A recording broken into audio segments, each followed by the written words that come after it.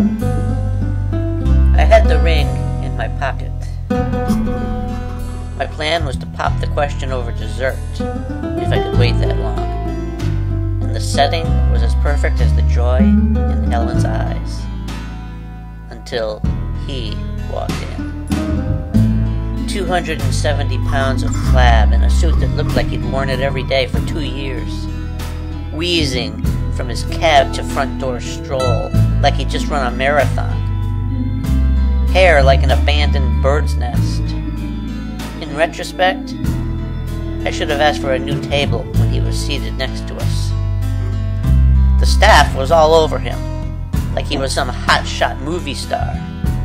Orson Welles, only bigger and more full of himself. No menu, he said.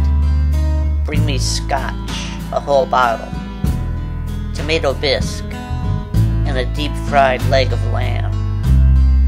He moaned loudly as the waiter ran off. Then he looked at me and said, "What are you looking at, loser?"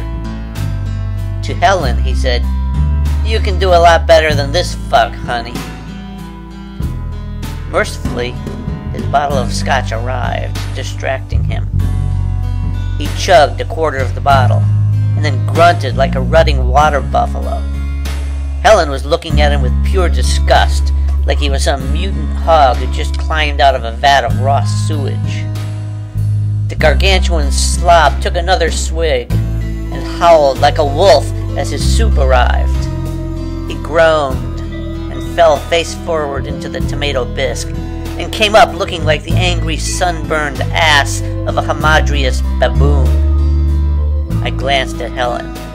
She was heaving like a dog preparing to puke up the roadkill possum it ate 2 days ago. Suddenly, from out of nowhere, a devastatingly handsome gentleman with mutton chops came up, forcibly escorted the bloated ox creature out of the restaurant, and returned, taking his table. Then, as if I weren't even there, he turned to Helen and said, "I'm evil editor. I know of a more romantic place, if you'd care to join me." The nerve of the guy! And Helen went with him! I couldn't believe it. I sat there in a stupor, feeling angry and deceived and screwed, and yet, at the same time, feeling wildly jealous of Helen.